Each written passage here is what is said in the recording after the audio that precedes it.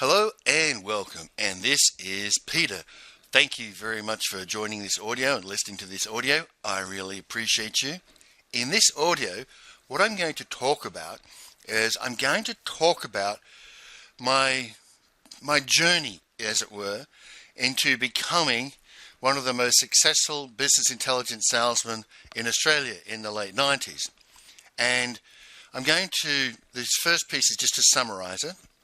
So the summary is, I moved to IBM Marketing in 1990 as a young systems engineer with ambitions of becoming a salesman, and absolutely I failed. I did not make it as a salesman in IBM. I am a failed salesman in IBM, right? In fact, I never made it to salesman. I never carried a quota in IBM. I didn't make it. And I don't see that as so bad because I learned a lot along the way. I can tell you from some of the great salesmen of our time while I was at IBM. But me, personally, I was a failure as a salesman at IBM. I went out and started my own company, excuse me, and I was a failure as a salesman in my own company, okay, for a couple of years. I did well. Don't get me wrong, I did very well. I made twice as much money in my own company as I was making at IBM, but I was still a failure as a salesman. And then I joined Hitachi, and I was working with some of the great salesmen in Hitachi, fantastic guys, really enjoyed my time there. And finally, eventually, after 6 years, nearly 7 years, I became a salesman. I became a successful salesman. 6 years it took me. Now, gentlemen, I have an IQ measured when I was young at 145. Probably a few of the drinks I've had over the years has killed a few of those brain cells, but I'm still not too shabby. I do know that my memory is declining, and that's normal at 55 years of age, right? But I went out and I became a great salesman in the second half of the 90s.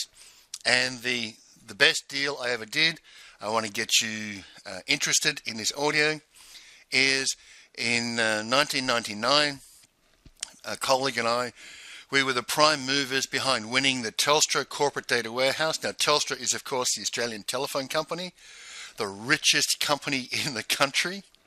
And Telstra, at the time, had signed a 10-year, 10 billion Australian dollar outsourcing deal with IBM and transferred 3,000 or something staff from Telstra to IBM. And Telstra had a 25% ownership share of IBM Global Services Australia. That was the relationship between Telstra and IBM. And IBM was building all their data warehouses, and IBM had built the previous version of the corporate data warehouse. So obviously, everyone says, well, IBM's going to get this, right? How can you beat IBM in their own backyard against a company that Telstra actually owns 25% of? That's not happening.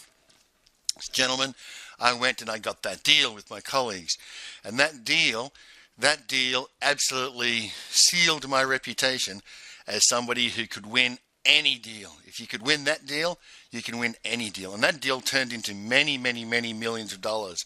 It was a very tough competition with IBM.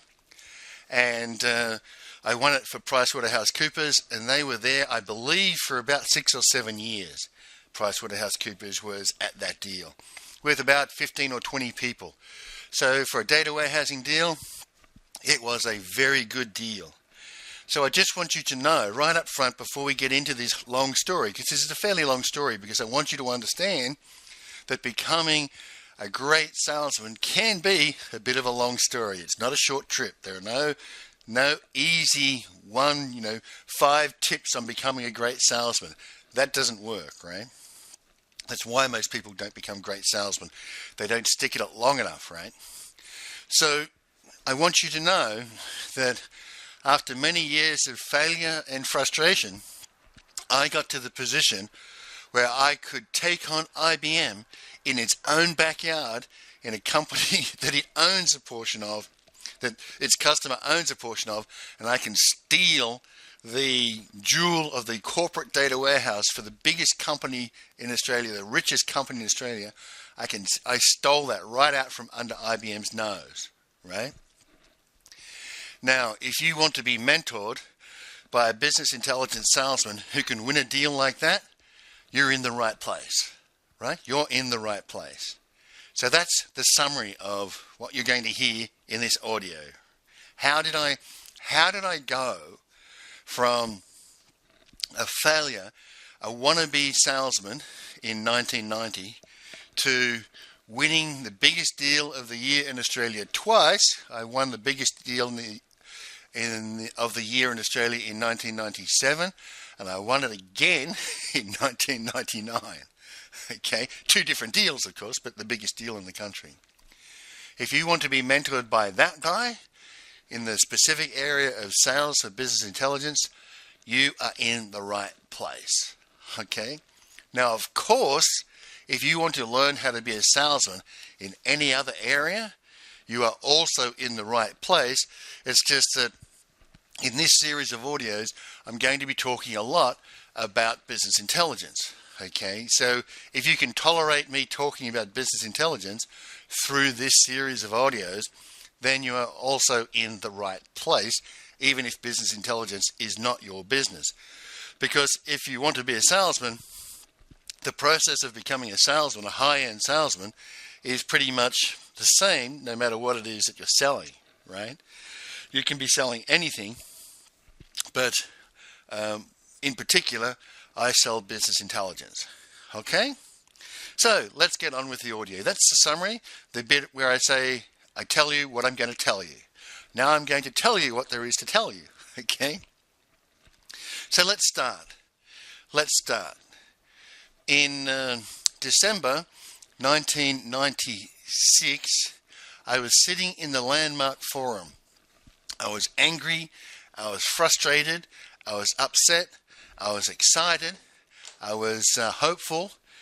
I was there in the Landmark Forum on Friday morning at 9 o'clock in December 1996, I think it was, 1996. And I was there to have a breakthrough in selling. Why was I there to have a breakthrough in selling? Because I was a miserable failure in selling, and I was angry, and I was frustrated, and I was trying hard, and I was doing everything I knew how to do to learn how to become a great salesman, but I was failing. So, me with an IQ of 145, me who had never ever failed at any educational aspiration before in my life, never failed at anything. I was always able to master whatever it is I went on to try and master. Whatever I tried to master, I became an absolute master of it. Yet here I was, 6 years into trying to learn how to become a salesman, twice as long as the average degree takes, and I was still a failure. And I tell you, I was pretty angry with myself. I was upset, I was angry. I was like, how can I not be good at this? What am I missing? How can I not be good at this? So there I was, sitting in the Landmark Forum because my wife had suggested to me that I should get my backside off to the Landmark Forum and go and have a breakthrough in selling via the Landmark Forum. So here I was, 9 o'clock in the morning, all excited. Now, just for your information, to know how funny this is, the Landmark Forum goes from 9 o'clock in the morning till between 1 and 3, 9 o'clock in the morning till between 1 and 3 the next morning for the Friday and Saturday nights, and usually by Sunday nights you get out around midnight, right?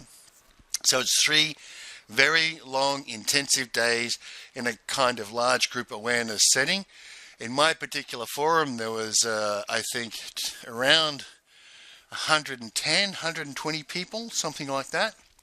And so in this one, there was over 200 people, and I was just there to get my breakthrough in selling, right? So I was sitting there thinking. The forum leader got up and started talking, and I was sitting there thinking, what am I missing? What am I missing? What am I missing? What am I missing? What insight do I need? What breakthrough do I need to get how to sell? That's what I'm here for. And I'm going to listen to this, and I'm all all ears, right? And to tell you how funny it is, at 10:30 that morning, I got it, right? After an hour and a half of a course that lasts roughly 50 hours, after an hour and a half, I got it. And it hit me like a sledgehammer. I got it. Now, this next piece of information, I've never given it away in public before. I've taught some people how to be salesmen, and this next piece I'm going to give you for free is the single most important sentence I ever got in becoming a salesman. Now, it's not going to be sufficient for you. You want to listen to all the rest of the audios, right? But to put the value on the table right up front for you, my very valuable listener, the most important thing I learned ever in terms of becoming a salesman is this sentence I'm about to impart to you. And sitting in my chair that day in December 1996, it hit me like a blinding flash of light, as in how could something so obvious, how could I not have seen something so obvious over the last 6 years? I really beat myself up. So gentlemen, here you are.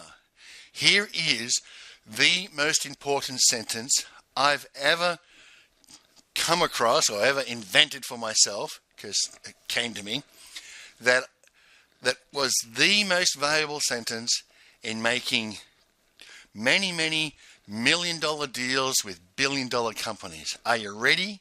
Are you ready for this? Okay, here we go.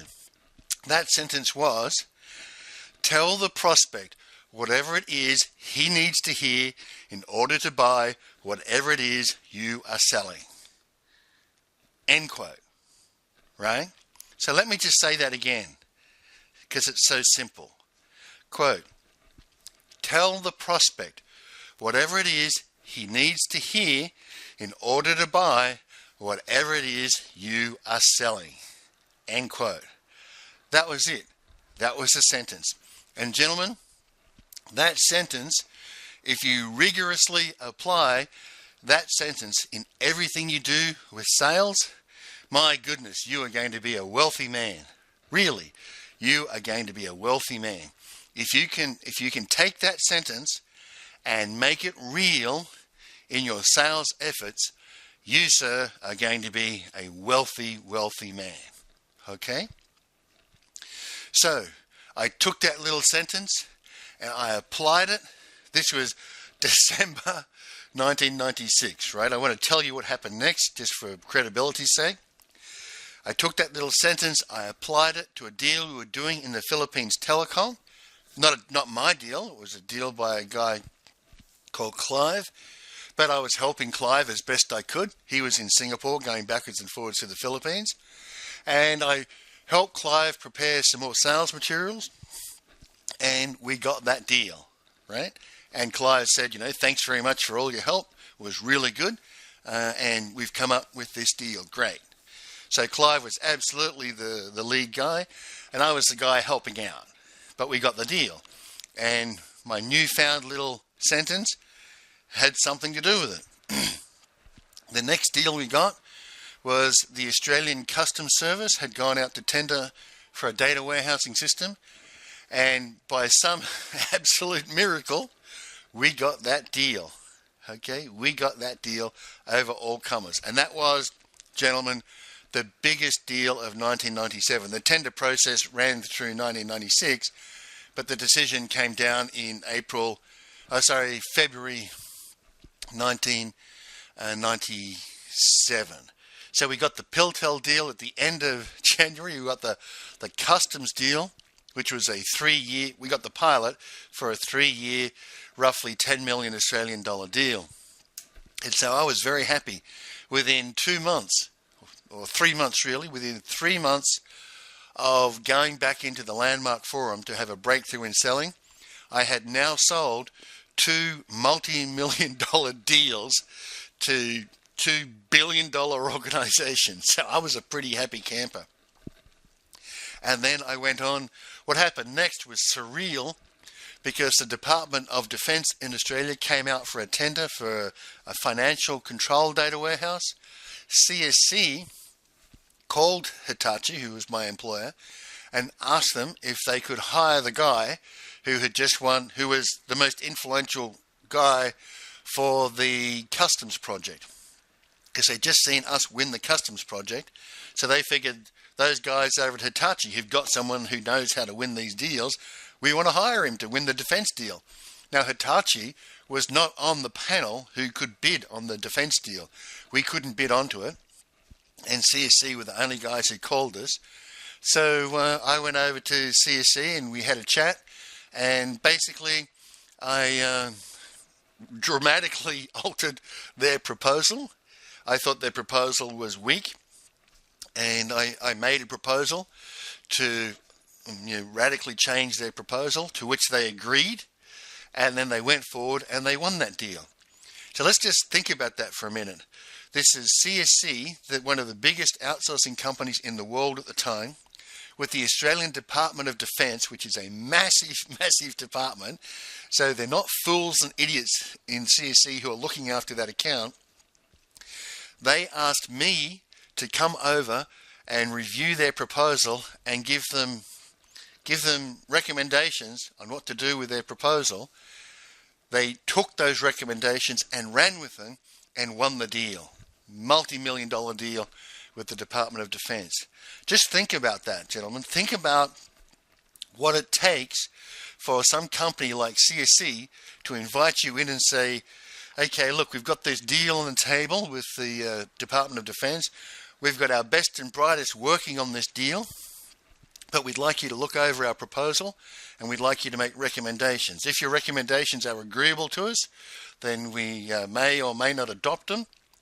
But if we think they're good, they'll go into the proposal. Just think of what it takes to be there, gentlemen, to be at that table. And that's where I was.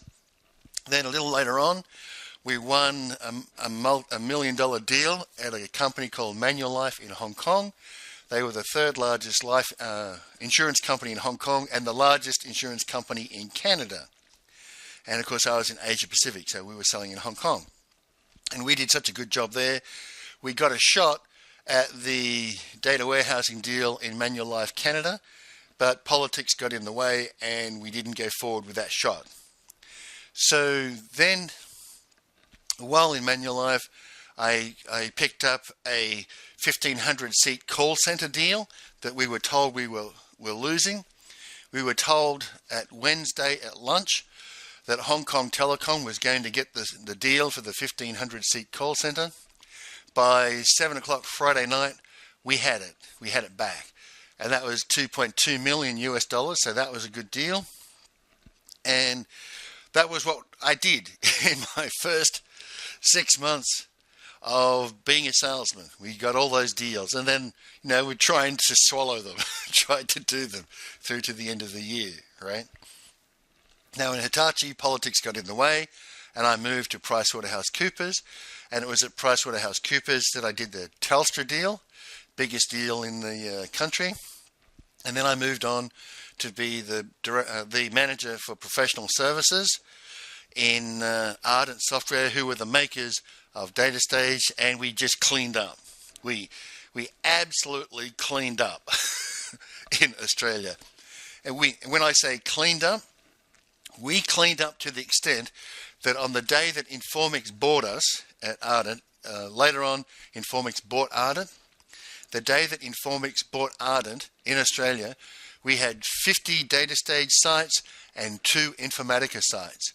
And the 2 Informatica sites were both installed, one by Hitachi, who obviously didn't want to buy DataStage because they didn't want to have me around. And if they bought DataStage, they would have had to have me around. And the other one was installed by PricewaterhouseCoopers into one of their clients. And of course, I just resigned from PricewaterhouseCoopers, so they didn't want to buy DataStage either because they didn't want me around.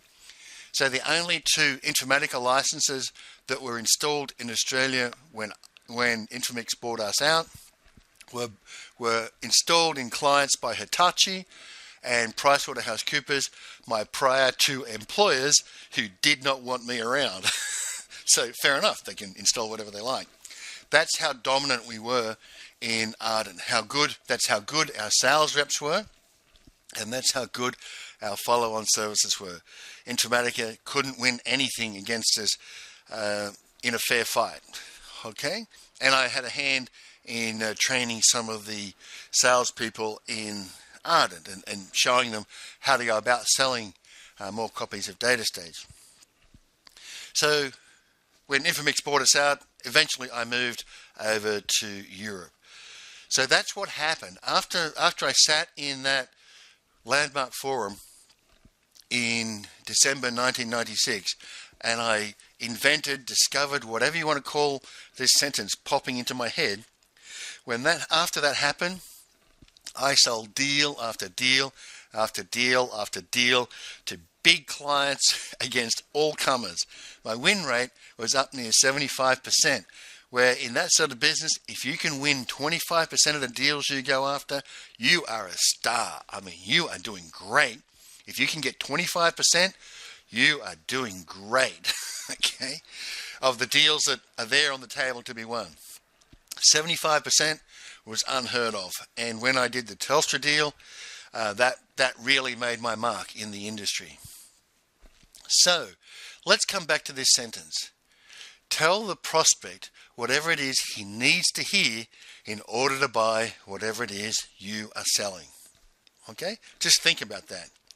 Tell the prospect whatever it is he needs to hear in order to buy what you are selling. What was one of my many problems in the prior 6 years?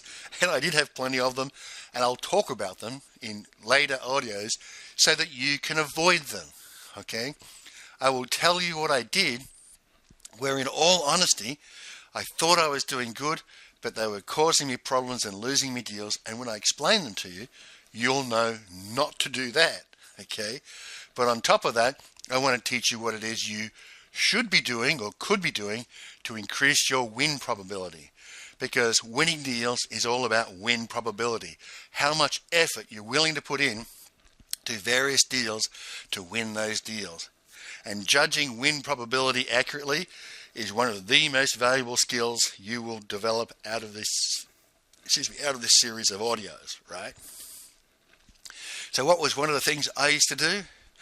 One of the things I used to do was keep talking after the prospect had made up his mind to buy from me, and by continuing to talk, manage to unhook the deal or to unsell the deal. I had done that a number of times, I realized. So when you have tell the prospect whatever it is he needs to hear in order to buy whatever it is you are selling, what does that focus you on doing? Well, the first thing it focuses you on doing is you've got to find out what the prospect needs to hear. Okay? How do most people sell? How do you get taught how to sell?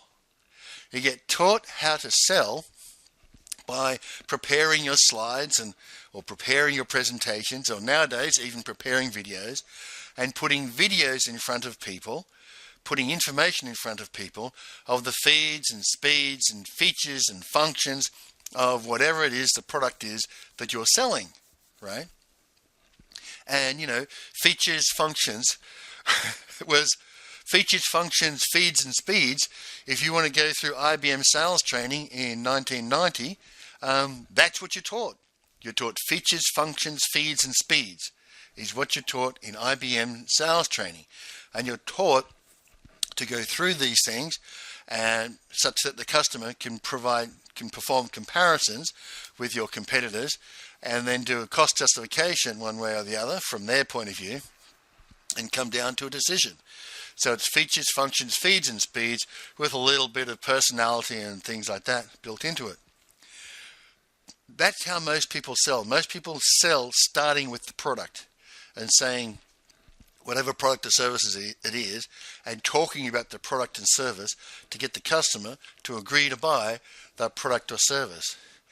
Very few people, I can tell you, very few people start out with finding out what it is the customer needs needs to hear in order to buy what it is that you are selling. Because where does that conversation start? That conversation starts with the customer. What do you need? What do you need in your business? Why are you talking to me? Okay, great. We're sitting down, we're talking with each other, but why are you talking with me? What's your problem? What do you need? Okay? And so few people start with, what do you need? They start with, what I have available for you to meet your needs is X, Y, Z. That's where they start. And one of the reasons that I don't talk about, that I'm not going to train you like you see in other books, like I've read, like I used, like I tried when I was failing, one of the reasons that I'm not going to train you like other people would train you is because your likelihood of being successful down that path is very low, right? Your likelihood of being successful down the path of me training you like other people train you is relatively low. Your likelihood of success if you do the training that I give you is absolutely 100%. Okay? Now let me say that again because it's really important.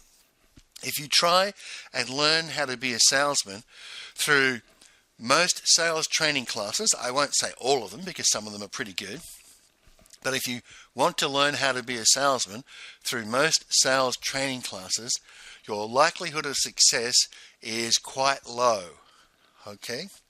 Even IBM, when they were the richest company in the world in the 80s, they would take on trainees, brilliant people they would take on. They'd run them through the sales training program and the majority would fail.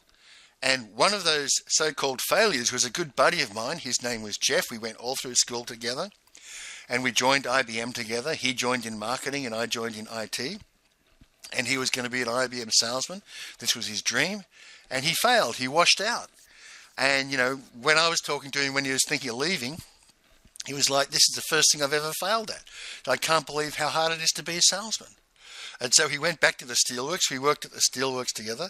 He went back to the steelworks, did the first ever SAP implementation in the country, and became a very wealthy SAP consultant. So a buddy of mine who washed out as an IBM salesman, couldn't make it because the pressure was too much, became a very, very wealthy SAP consultant. That's what failed salesmen look like. A failed IBM salesman looks like a very wealthy SAP consultant. And I was a failed IBM salesman. I went on to become not nearly as wealthy as my buddy Jeff, but I went on to become to do quite well, right? After all, I had 4 kids, so that's expensive. So what I want to say in this area is the average salesman, or the average sales class that you're going to do, some better, some worse, your likelihood of success in following through on learning through those things is actually very low.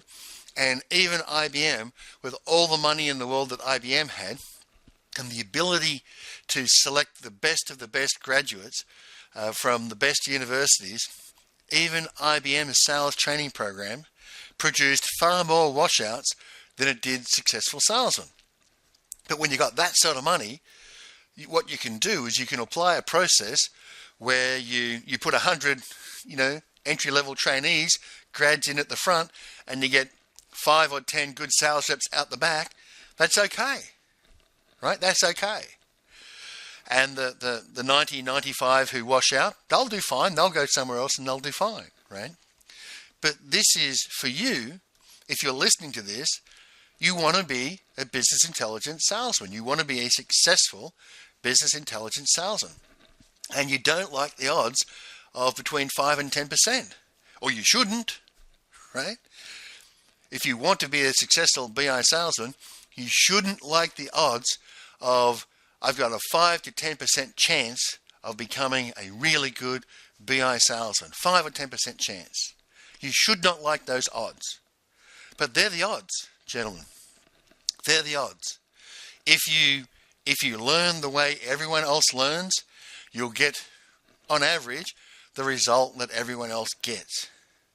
And your average result is 5 or 10% success rate. Okay?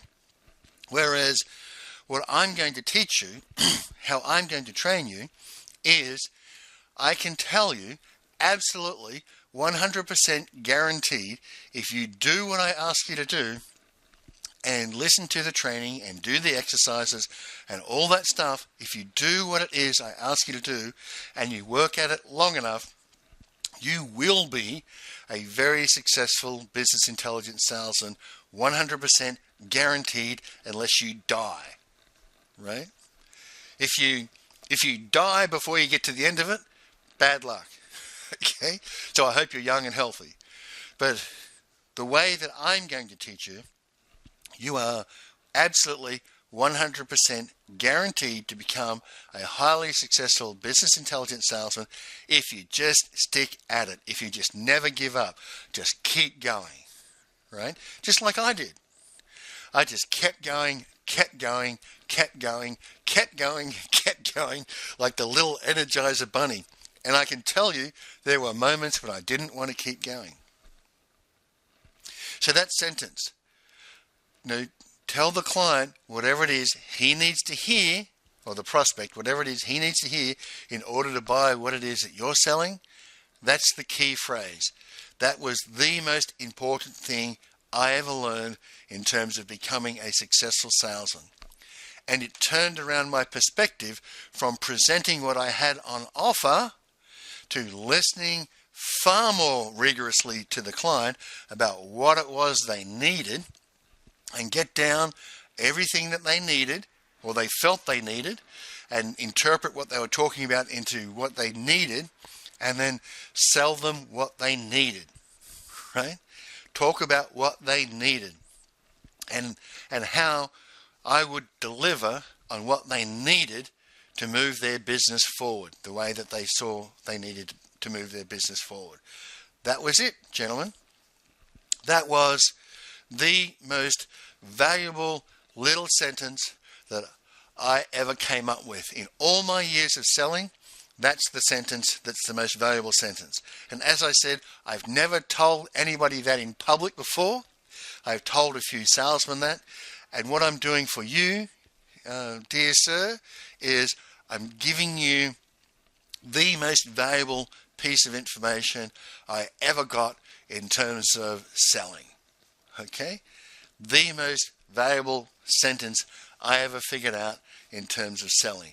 So even if you quit now and say, okay, thanks Pete, I've listened to a couple of your audios and you've told me the most valuable thing. You've told me it's the most valuable thing. That's enough. I'm moving on. Thank you. Bye. Right? Great. If that's enough for you to go out and sell $1 million deals to $1 billion companies, or maybe some more modest deals of a couple of 100,000 to companies making a couple of 100 million. If you can go do that, more power to you. Thank you for listening, and I wish you all the best. Okay? But if you're not yet able to get those deals and close those deals, then by all means, okay? By all means, keep listening to what I have to say. Okay? So, to summarize, because the best way to communicate with people is tell them what you're going to tell them, then tell them what it is you have to tell them, and then tell them what it is that you told them. Okay? That's a very good way of doing presentations. So what did I cover in this presentation? I covered the fact that I moved to IBM Marketing in 1990 with the vision of becoming a salesman. I failed miserably. There were many days and I didn't really want to get up and go again. That happened. I went into my own company. I failed again. And I was working at Hitachi Data Systems and I was failing again.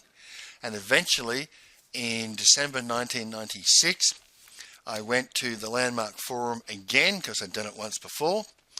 And I had my breakthrough in selling. And the distinction that was my breakthrough in selling is this sentence: tell the customer or tell the prospect whatever it is he needs to hear in order to buy whatever it is you are selling. End quote. That was the blinding flash of the obvious. And right after that, so it's no coincidence, in the next 10 months, I sold many $1 million deals to $1 billion organizations. In fact, I sold 1, 2, 3, 4, 5. Okay? Yeah, 5. In the next 10 months, I was a key player in the closing of 5 such deals, having never closed one before. Right? So just to emphasize that this was no coincidence, for 6 years I've been trying to sell these deals and I couldn't sell one, and then I was a key player in selling 5 of them in the space of 10 months. Okay? So not a coincidence. Then of course we had to try and consume all these things that we'd sold. Very, very interesting times they were. I earned a lot of air miles during that period, let's say. So that's what I want to say in this opening audio, to get your interest and also to give you right up front the most valuable piece of information you'll ever get around selling. Okay, right up front, for free, right out there. Okay, so hopefully, having had that, you want to listen to the rest of the audios, you want to listen to the rest of the stories, so that you can pick up and understand how you can become a very successful business intelligence salesman, right? How can you become, from whatever position you're in today, to be a very successful business intelligence salesman? Now, if you are already relatively successful and you want to be more successful, then I want to hear from you too, right? Obviously. So, with that, gentlemen, I'd like to say thank you very much for listening, and bye for now.